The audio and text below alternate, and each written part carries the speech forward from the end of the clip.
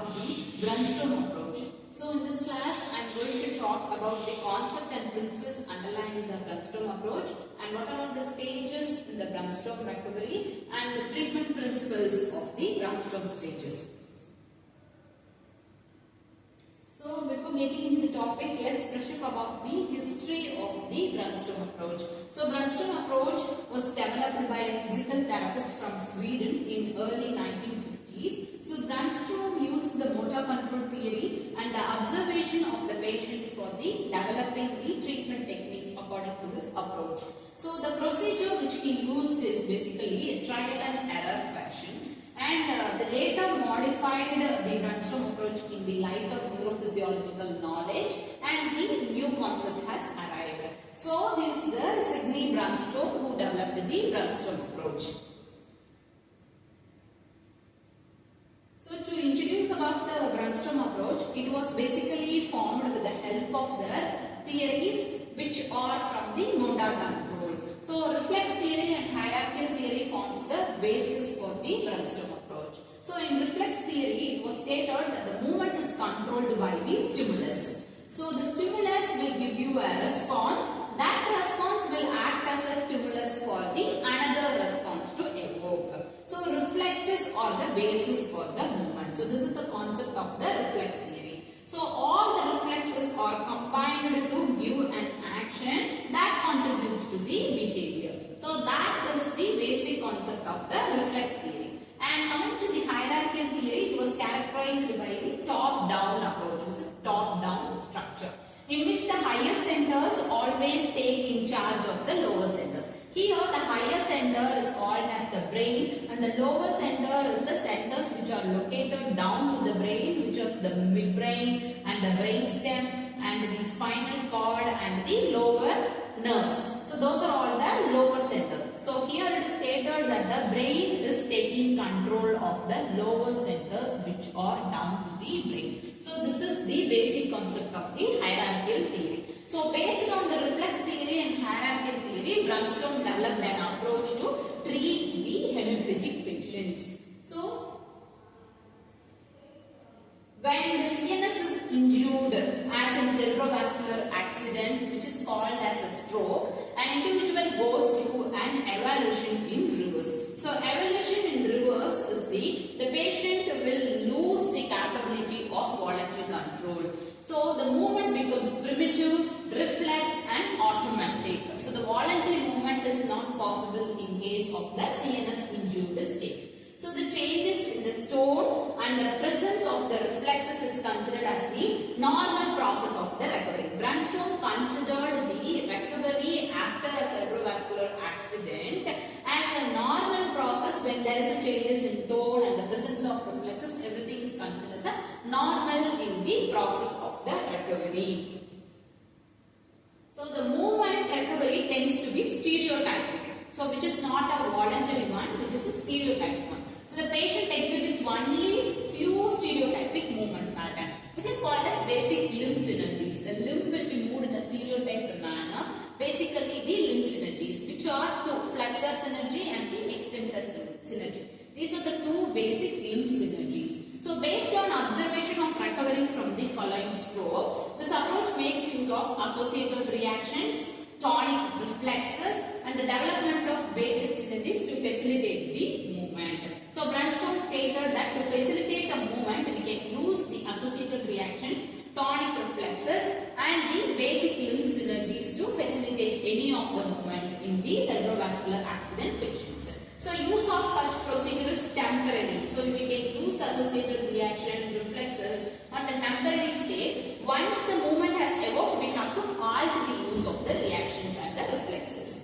So what are all the basic synergies in the Brunnstrom approach? So the normal synergistic movement or the purposeful movement with the maximum precision and minimum waste of energy, which is a normal movement which was performed by a normal individual. But in case a person is having a serious injury, so the basic limb synergies do not permit the different combinations of the muscle. So basically the synergy will move the muscle in either a flexor way or in an extensor way. So it is considered as a primitive, automatic and reflexive, which is happening due to loss of inhibitory controlled from the higher centers. So this point will remind you the hierarchical theory. They stated that the higher centers are taking in charge of the lower centers. So the higher centers loses its individual control on the lower centers. So the movements are primitive, automatic and reflexive. So the mass movement pattern in response to stimulus or voluntary effort.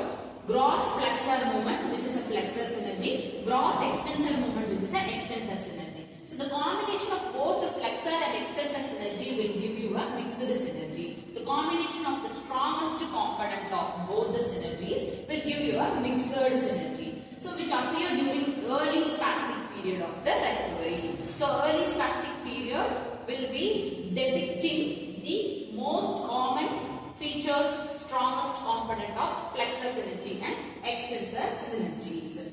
So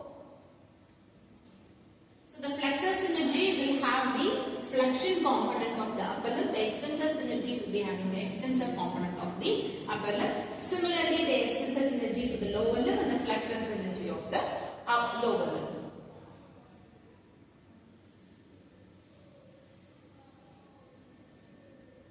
So here we will see the recovery stages according to Brunnstrom. So the Brunnstrom classified some of the stages based on his observation on the patients who are hemiplegic.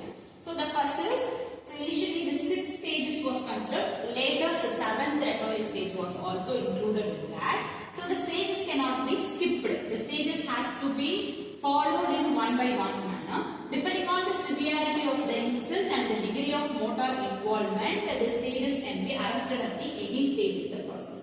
So some cases, especially when the insult minor, the recovery may proceed rapidly with the no observable changes. The recovery can be easily occurred in the Brunnstrom stage. So it believes that the stages of recovery resembles the normal infantile motor development. So this is why the Brunnstrom stated that after the CNS injury, the recovery happens in the evolution in reverse. So that is how the stages will occur through the normal infantile motor development. So the Brunnstrom stated that immediately after the injury, the brain will be in a shock state. So there will not be any tone. So that is called as a flaccid stage. In the stage 2, the spasticity begins to appear and there will be no voluntary movement. And in stage 3, the spasticity will reaches its peak and there also the synergy will start to appear. And the stage 4, the spasticity begins to decline and the movements happens in the synergistic way. The stage 5, the spasticity will disappear and the movements will begin to do in a voluntary movement. And in the stage 5 and the 6 and all, the voluntary movements can happen but with some difficulties. And stage 7 describes the patient can able to do the task-oriented movements in the recovery stage. So that is how the Brunnstrom has classified the stages of the recovery.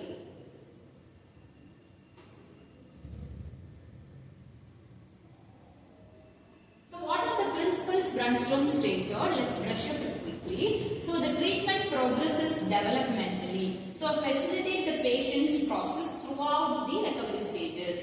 So the first point is the treatment can progress through the developmentally. The second one, when no movement exists, the movement is facilitated with the help of reflexes, associative reaction, proprioceptive or exteroceptive facilitations to elicit the voluntary movement. Next is resistant act as an input for the evoking or facilitating the movement. Next is when the voluntary effort is produced or contribute to the response, the patient can ask to hold the isometric contraction.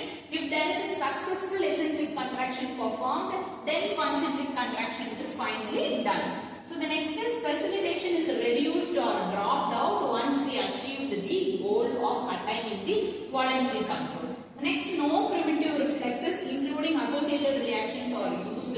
Should not be used beyond the stage 3. So primitive reflexes or associated reactions should not be used beyond stage 3 and correct the movements once elicited. So once the movement is elicited or once the contraction has happened or once the voluntary control is beginning, so we have to correct the movement in a proper way to attain a good recovery. So that is how Brunnstrom stated the principles of the treatment for the CNS injured patients as seen in the cerebrovascular.